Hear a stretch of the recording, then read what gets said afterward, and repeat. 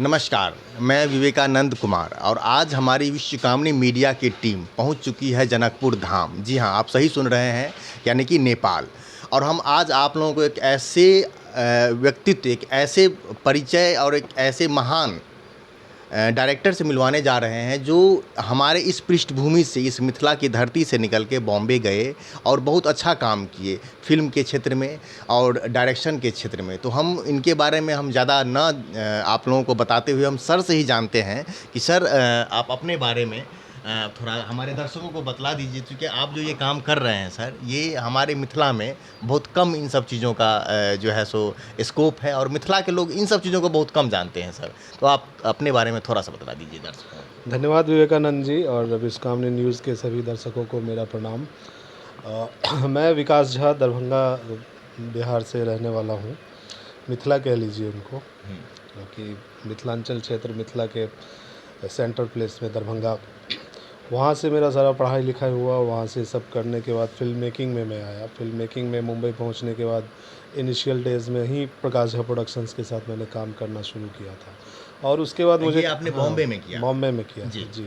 Film education का पढ़ाई पूरा दिल्ली में हुआ था। फिर बॉम्बे जाने के बाद वहाँ से काम शुरू हुआ और वहाँ उनके प्रोडक्शन हाउस में कुछ दिन काम करने के बाद मुझे ऐसा फील हुआ कि एक कॉन्फिडेंस आया कि हम अपने लैंग्वेज में अच्छी चीज़ें कर सकते हैं।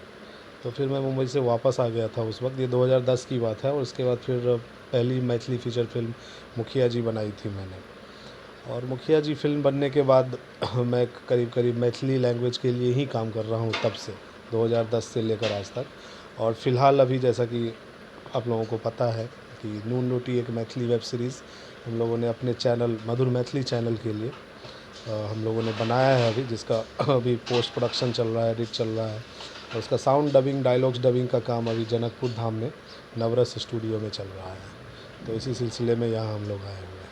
अच्छा सर, तो ये जो नून रोटी है, जो जैसा कि आप बता रहे हैं, ये एक वेब सीरीज़ है सर, जी जी जी। मैथिली का वेब सीरीज़ है। तो थोड़ा इसके बारे में मुझे बताइए कि ये एक नया कॉन्सेप्ट है वेब सीरीज़, वो भी मैथिली में और मिथिला में। तो ये सर थोड़ा सा बतला दीजिए सर। हाँ, वेब सीरीज़ का कॉन्सेप्ट चूँकि मिथिला मैथिली क्षेत्र में और मैथिली सिनेमा के क्षेत्र में अभी तक कुछ काम हुआ ही नहीं है।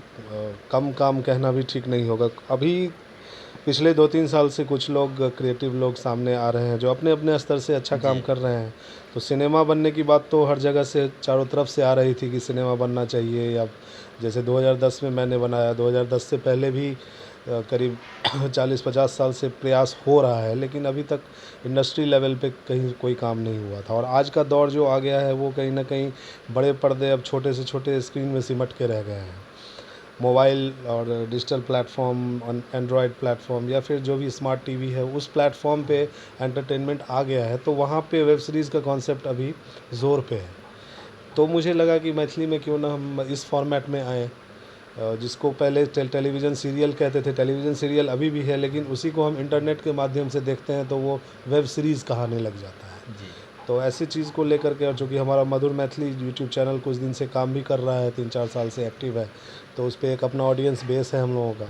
तो ये सोच के हमने डिसाइड किया कि हमें वेब सीरीज़ लाना चाहिए, क्योंकि फ़िल्म का एक अलग फॉर्मेट है बनाने का, वेब सीरीज़ का एक अलग फॉर्मेट है जो थोड़ा सा। तो हम लोगों ने इस हिसाब से क्राउड फंडिंग वगैरह करके किसी भी तरह से मैनेज करके इस नून रोटी का एक, बेसिकली ये नून रोटी वेब सीरीज़ यूथ ओरिएंटेड, जो आज का जो प्रॉब्लम है बिहार का मेन, जी। ये जी। अनएम्प्लॉयमेंट का जो प्रॉब्लम है, माइग्रेशन का जो प्रॉब्लम है, इसका आंसर और इसका सल्यूशन खोजने का कहीं ना कहीं प्रयास हो रहा है इस वेब सीरीज़ के ज़रिए।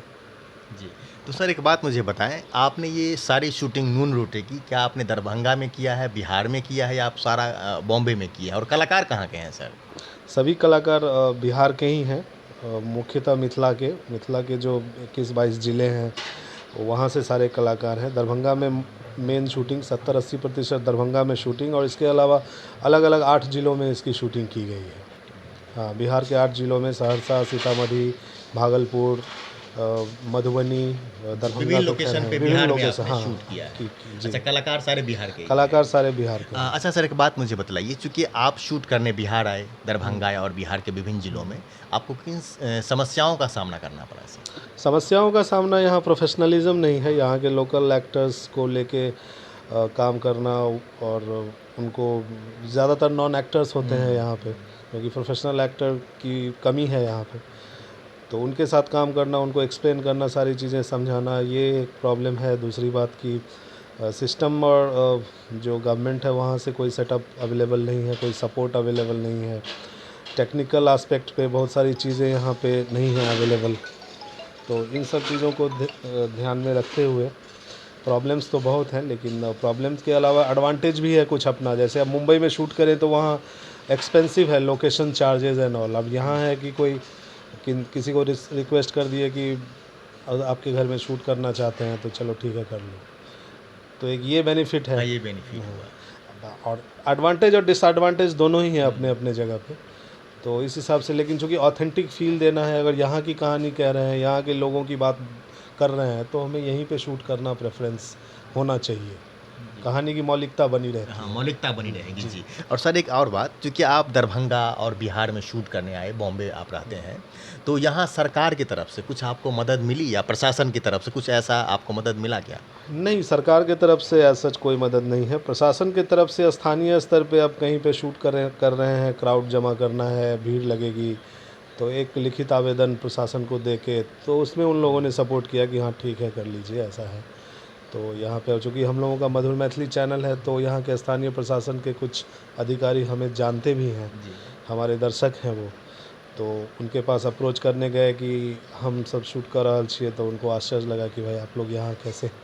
तो उन लोगों का सपोर्ट मिला, बट ऑफिशियली गवर्नमेंट लेवल पे कोई सपोर्ट नहीं। चूँकि मैं न्यूज़ मीडिया में चलाता हूँ, तो मैं देखता हूँ कि सर आपके मधुर मैथिली का एक दर्शक वर्ग तो है।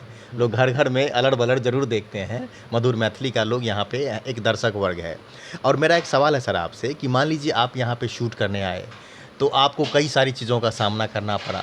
तो एक बात बताइए सर कि सरकार से आप क्या अपील करना चाहेंगे? सरकार से, खासकर बिहार सरकार से मैं ये अपील करना चाहूँगा कि यहाँ पे सिनेमा निर्माण के लिए उपयुक्त वातावरण और परिस्थिति का निर्माण कराया जाए। सरकार के तरफ से जो प्रॉपर सब्सिडी का एक सबसे पहला है कि फाइनेंशियल सब्सिडी दें, जो यहाँ स्थानीय लेवल पे जो स्थानीय फिल्मकार, स्थानीय कलाकार जो यहाँ रह के काम करना चाहते हैं, उनको एक सब्सिडी मिलना चाहिए। निवेशकों को, इन्वेस्टर्स को सब्सिडी मिलना चाहिए, और प्लस इंफ्रास्ट्रक्चर का इस्टेब्लिशमेंट हो। जैसे फिल्म सिटी है मुंबई में, इवन नोएडा में भी है, उत्तर प्रदेश की सरकार भी बहुत सारा काम कर रही है। तो बिहार सरकार को भी इस दिशा में सोचना चाहिए। जी। अच्छा सर, एक मेरा और आपसे ये आखिरी सवाल है कि आप जो इस क्षेत्र में आना चाहते हैं, युवा जो नई पीढ़ी आना चाहते हैं, उसके लिए आपके मन में ऐसा कुछ बात, कुछ सलाह हो, तो वो ज़रा शेयर करें हमारे दर्शकों से।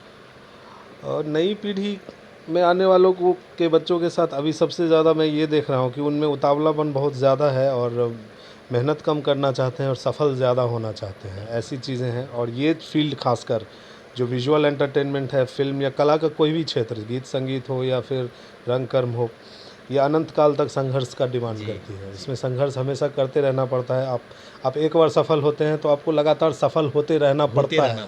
एक बार सफल होने से कहानी ख़त्म नहीं हो जाती है।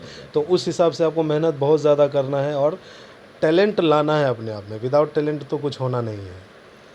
एकदम से कुछ भी कोई जादुई छड़ी काम नहीं करेगा। टैलेंट लाइए और पेशेंस रखिए और जम के स्ट्रगल कीजिए, तो आपका टाइम आएगा और आप अच्छा करेंगे। और अच्छा सर, बहुत सारे युवा जैसे सिनेमा देखते हैं, टीवी देखते हैं, तो वे देखते हैं सिनेमा और बॉम्बे भाग के चले जाते हैं। बहुत सारा इंटरव्यू में ऐसा आता है और वो हीरो बन गया या कुछ और भी टेक्निकली कुछ और भी बन गए वो। तो उनसे आपका क्या कहना है सर कि उनको क्या ऐसे भाग जाना चाहिए या क्या करना चाहिए? नहीं, ऐसे घर से भाग के आने वाली बातें अब वो नहीं रही कि अब वो कभी दिलीप कुमार आ गए थे भाग के, तो कभी मनोज कुमार आ गए थे। अब वो चीज़ें नहीं हैं। अब हर लेवल पे सब प्रिपेयर्ड है एकदम से। आपको पूरा प्रिपेयर्ड करके आना चाहिए। या तो पहले प्रिपेयर्ड करके वहाँ जाइए तो मुंबई अपना अलग प्रिपरेशन आपसे करवाएगी, वो ऐसा शहर है वो। और नहीं तो वहाँ जाके बेसिक से प्रिपेयर करिए, फिर स्ट्रगल करना, लोगों से मिलना। तो you have to get prepared for all that. एकदम से भाग के उठ के गए और वहाँ ओवर द नाइट ऐसा सक्सेस कुछ रखा हुआ नहीं है। वेरी हार्ड वर्क करना पड़ेगा। मतलब चमत्कार एकदम से नहीं होता, एकदम से चमत्कार कभी नहीं होता है। ये कभी होता ही नहीं है, पॉसिबल ही नहीं है। किसी भी बड़े हस्तियों का सुन लीजिए, चमत्कार किसी की ज़िंदगी में नहीं हुआ है। चमत्कार आपका मेहनत ही कर सकता है। मेहनत से ही चमत्कार बस सीधा यही है। तो ये थी हमारे साथ नून रोटी वेब सीरीज़ जो कि मैथिली में आ रही है, उसके डायरेक्टर विकास झा जी, जो कि हमें बता रहे थे कि युवाओं को खास करके जो इस फील्ड में आना चाहते हैं, इस ग्लैमर फील्ड में, फिल्म और डायरेक्शन के क्षेत्र में आना चाहते हैं, तो उन्हें एक बेसिक ट्रेनिंग लेना चाहिए और अच्छे जगह से ट्रेनिंग ले करके तभी बॉम्बे या अपने ही क्षेत्र में जहाँ कहीं भी वो काम करना चाहते हैं सिनेमा और फिल्मों के लिए, तो उन्हें करना चाहिए। आपका बहुत बहुत धन्यवाद। आप देखते रहिए विश्वकामनी न्यूज़। Thank you.